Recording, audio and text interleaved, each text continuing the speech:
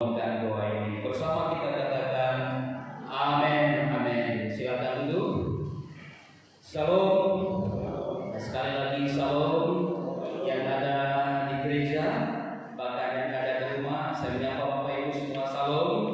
Dan hari ini kita memperingati pencurahan Roh Kudus setelah 10 hari yang lalu, pada tanggal 21 Mei kita memperingati kenaikan Tuhan kita Yesus Kristus ke surga. Dan pada hari ini, hari yang ke-10 setelah kenaikan Tuhan Yesus, atau hari yang ke-50, disebut dengan Pentakosta, pencurahan Roh Kudus. Dan saat ini Roh Kuduslah yang dalam hati kita, hati Bapak Ibu semua, sehingga kita dimampukan untuk memanggil Dia ya Aba, ya Bapa. Dan kita percaya kepada Tuhan Yesus dalam kehidupan kita. Itu semua karena pekerjaan Roh Kudus. Bahkan Roh Kudus yang dijanjikan oleh Tuhan Yesus yang menyertai kita sampai kepada akhir zaman. Pagi ini saya mengajak kita membaca firman Tuhan di dalam Injil Markus pasal yang keempat, ayat yang ke-35 sampai dengan ayat yang ke-41. Injil Markus pasal yang keempat, ayat 35 sampai dengan ayat yang ke-41. Alkitab saya halaman 46. Kitab Perjanjian Baru. Lembaga Alkitab Indonesia memberikan tema Angin Ribut Diredakan. Saya membaca ayat yang ganjil. Bapak Ibu yang membawa Alkitab, baik yang ada di gereja ataupun yang di rumah, membaca ayat yang genap, kita baca secara silih berganti. Firman Tuhan berkata demikian, pada hari itu, waktu hari sudah petang, Yesus berkata kepada mereka, marilah kita bertolak ke seberang.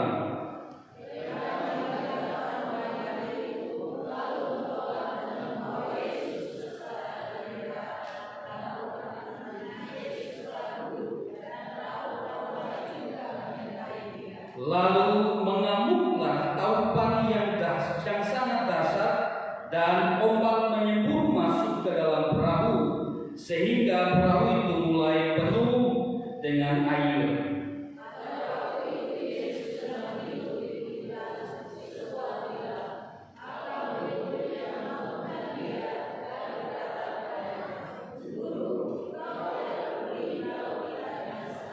Ia pun bangun, menghardik angin itu dan berkata kepada danau itu, diam, tenanglah.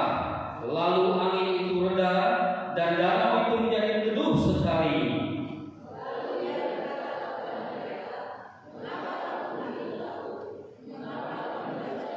Sama-sama mereka menjadi sangat takut dan berkata seorang kepada yang lain, siapa gerangan orang ini sehingga angin dan danau pun taat kepadanya. Katakan amin. Bapak Ibu jemaat, saudara anak muda yang saya kasih dalam Tuhan Yesus, pagi ini dalam rangka hari Pentakosta, saya memberikan tema yakni menyikapi badai hidup yang menyerang dalam kehidupan kita. Saudara, perikop yang kita baca menceritakan peristiwa ketika Yesus dan murid-muridnya berlayar di sebuah danau, dan tiba-tiba perahu yang mereka tumpangi diamuk oleh taupan yang sangat dahsyat. Kita sering sekali membaca, bahkan guru-guru sekolah itu seringkali juga menceritakan kisah ini kepada anak-anak sekolah minggu. Bapak Ibu jemaat yang saya kasih dalam Tuhan Yesus, badai taupan adalah cuaca yang ekstrim, mulai dari hujan es, dan ada badai salju sampai badai pasir dan badai debu, dan badai angin ribut biasa. Kekuatan angin yang luar biasa dan bisa mencabut pohon yang besar dengan akar-akarnya. Itulah angin badai. Kemudian bahkan bisa meruntuhkan jembatan. Dan bukan hanya itu saja, angin badai bisa menerbangkan atap bangunan dengan saya lupa tahun berapa itu Pak Gembala, kita pernah di atas itu diangkat oleh angin, berterbangan kemana-mana. Itu angin badai kekuatan luar biasa. Bahkan beberapa minggu lalu, kalau kita lihat di media massa, juga di satu daerah, saya lupa tempatnya itu, sampai rumahnya banyak yang roboh. Itu akibat angin badai. Nah, saudara yang saya kasih dalam Tuhan Yesus Kristus, hidup kita di dunia ini ada kalanya juga diterpa oleh peristiwa-peristiwa ekstrim, layaknya badai yang dahsyat yang sedang menimpa dalam kehidupan kita.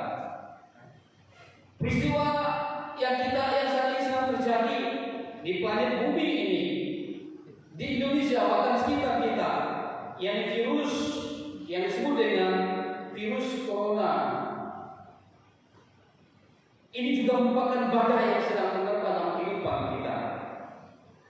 Nah, badai dalam hidup kita datang tanpa kita sadari, bahkan tidak pernah kita undang.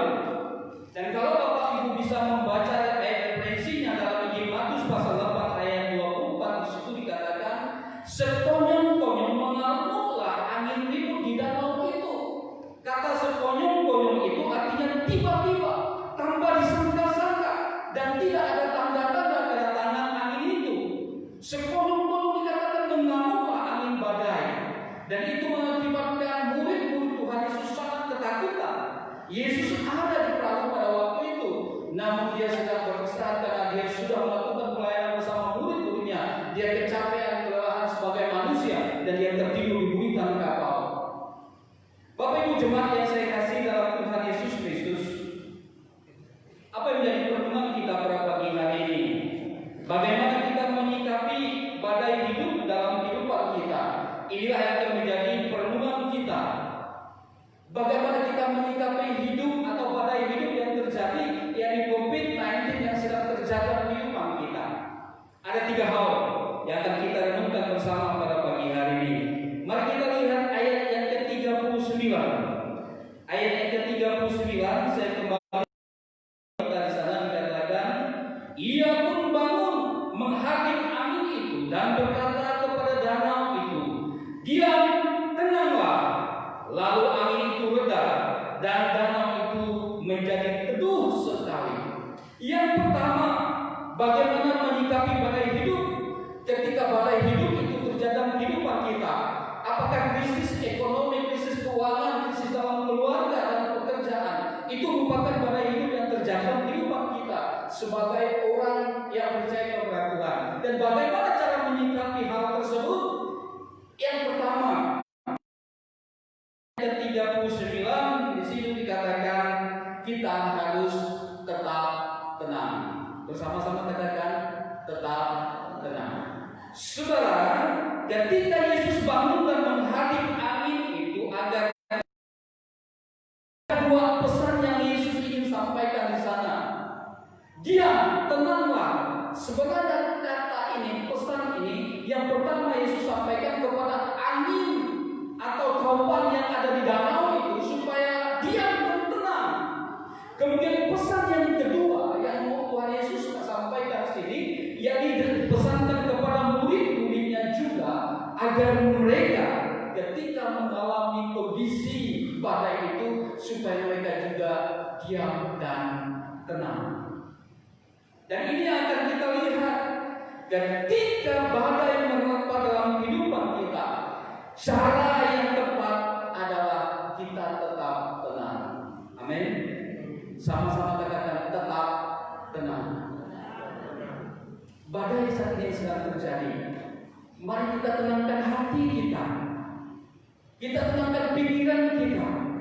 Bahkan dalam Alkitab dikatakan di dalam kitab 1 Petrus pasal 7, pasal 4 ayat 7 dikatakan bahwa kesudahan segala sesuatu sudah dekat. Karena itu kuasailah dirimu dan jadilah tenang supaya kamu dapat berdoa. Jadi supaya kita bisa berdoa dengan khusyuk, bisa menyampaikan persoalan masalah badai yang sedang terjadi dalam kehidupan kita, posisi kita, hati dan pikiran kita harus tenang.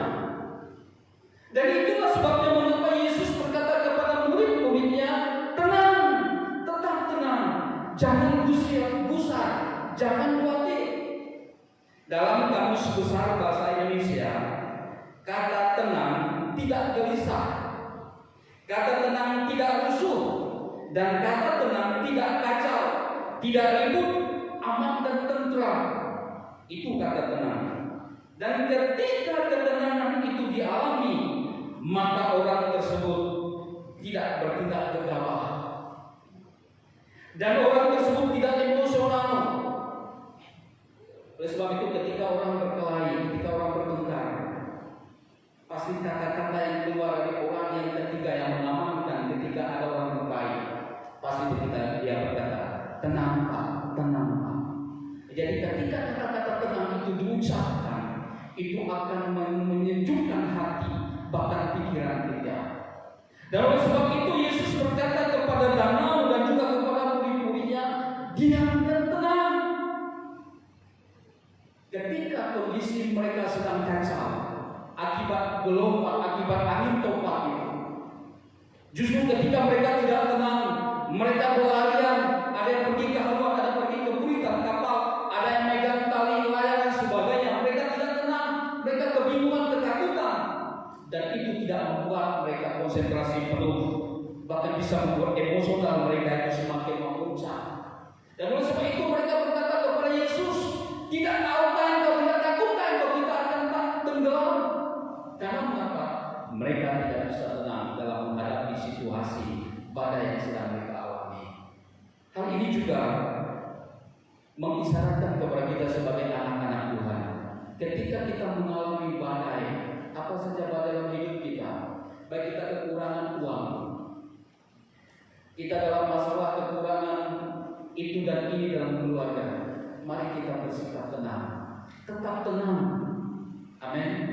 Ketika ketenangan itu kita alami, maka ada damai sejahtera. Kemudian pikiran kita juga diberikan hal-hal yang positif. Kita akan bisa memikirkan hal-hal yang positif. Tetapi ketika kita kacau dan tidak bisa tenang, maka pikiran-pikiran negatif itu akan masuk dalam pikiran kita. Kita tidak akan mampu menang menghadapi badai yang sedang melanda dalam kehidupan kita. Hal ini yang disampaikan Tuhan Yesus kepada murid-muridnya supaya tetap tenang, dan disampaikan kepada kita pada saat ini, karena Roh Kudus telah diutus oleh Allah yang dalam hati kita, yang memberikan penghiburan, memberikan kekuatan, kesabaran, bahkan ketenangan dalam batin kita, dalam hati kita, ketika badai terjadi dalam kehidupan kita. Ketenangan membuat pikiran bersih, ketenangan membuat kita bertindak dengan positif. Saudara, saya kasihkan Tuhan Yesus dalam kitab Amsal pasal 14 ayat 30 dikatakan, hati yang tenang menyegarkan tubuh, tetapi iri hati membusukkan tulang. Jadi orang kalau mau tetap sehat secara fisik, usahakan hati tenang. Dikatakan hati yang tenang menyegarkan tubuh. Tubuh kita ini segar. Karena mengapa? Karena hati kita tenang. Tapi kalau hati kita tidak tenang, hati kita dilanda oleh berbagai masalah persoalan tidak kita mampu kita bereskan, maka jangan harap tubuh kita ini bisa sehat, tubuh kita ini bisa segar. Karena tubuh ini berdasarkan hati, kata kitab Amsal. Oleh sebab itu usahakan hati kita tetap tenang, sekalipun menghadapi persoalan, sekalipun kita saat ini sedang dihadapkan dengan virus corona yang belum selesai.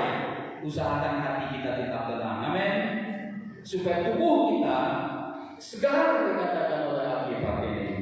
Kemudian dalam Pengkhotbah 4 ayat 6 dikatakan, segenggam ketenangan lebih baik daripada dua genggam jerih payah dan usaha menjalin angin.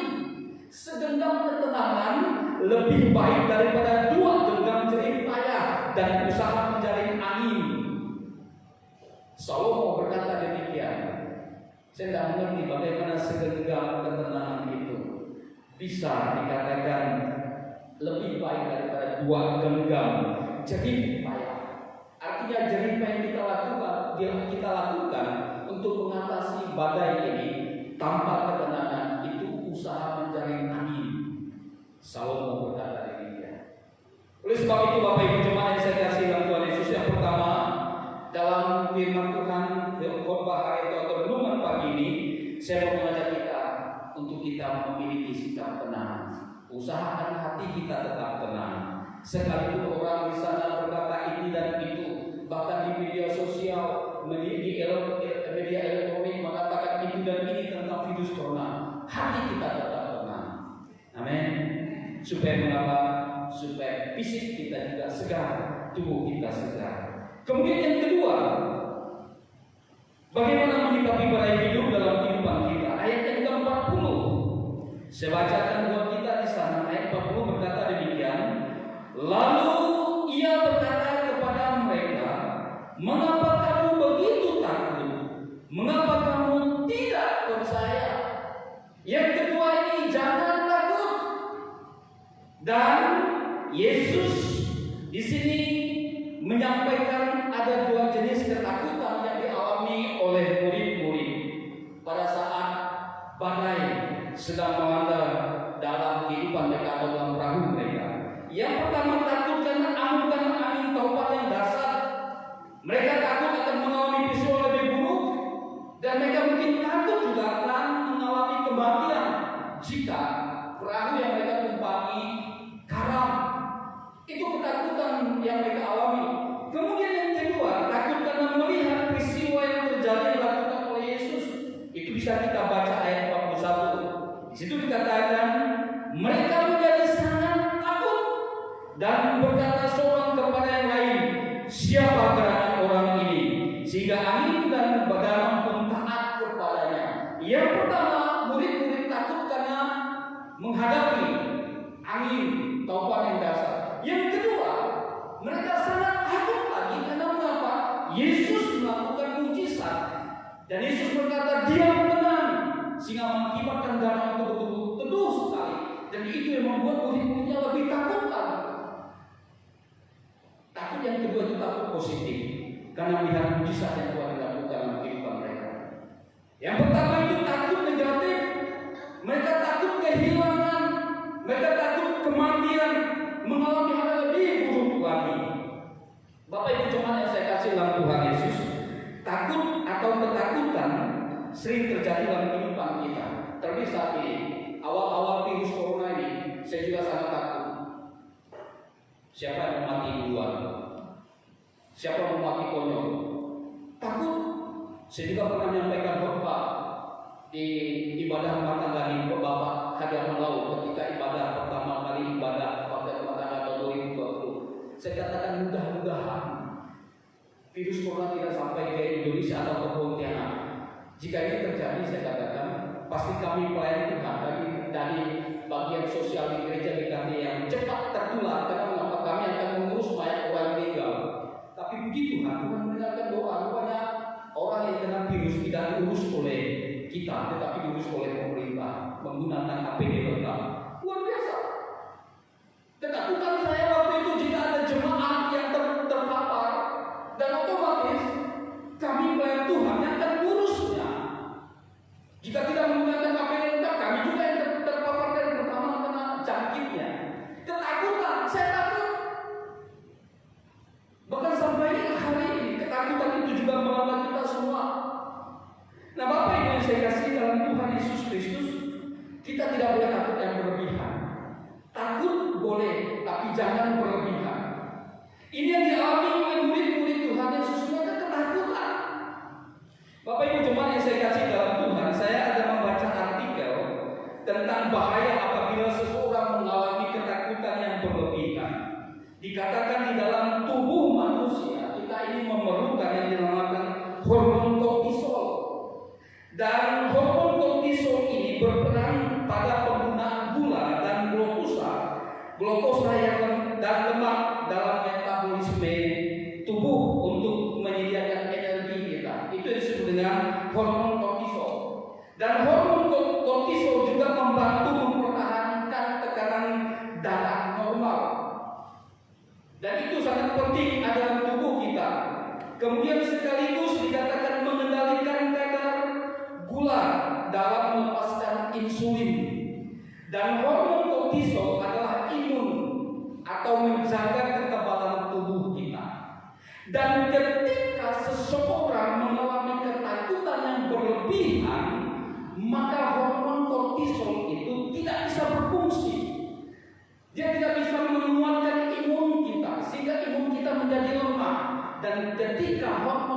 kortisol itu tidak bisa bekerja dalam fisik kita, dan imun tubuh kita juga menurun.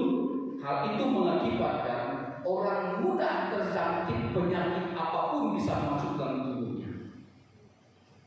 Oleh sebab itu kita tidak boleh takut berlebihan dengan virus corona ini. Kemudian setelah saya baca artikel itu, saya lihat dulu contohnya. Maaf, saya lihat orang gila. Orang gila pakai masker? Enggak kan? Cuci tangan? Enggak. Bahkan makan, apakah makannya bersih makanannya? Enggak, tapi kok dia baik-baik saja? Enggak kena virus corona? Dia enggak takut. Sekarang loh, orang yang tidak normal enggak kena penyakit corona. Tapi orang yang sudah pakai masker sampai berlapis-lapis, sampai kadang-kadang kelewatan maskernya di atas kening dia pakainya, bahkan cuci tangan dan sebagainya, tetapi bisa kena virus corona. Saking dia menjaga kesehatan, bahkan melihat orang juga takut untuk bersentuhan dan sebagainya. Rupanya Bapak Ibu yang saya kasih dalam Tuhan Yesus, ketakutan yang berlebihan itu bisa merusak dalam kehidupan kita. Tapi kita juga diberikan hikmat oleh Tuhan. Amin. Jangan setelah mendengarkan Bapak ini langsung berani-berani pergi ke pasar tanpa pakai masker, dan juga lihat orang langsung salam sana, langsung tempel sana sini. Nggak takut saya kalau hormon kortisol itu ada dalam tubuh aku supaya aku ini kuat imunnya. Bukan begitu maksudnya. Artinya begini, kita jangan takut yang berlebihan.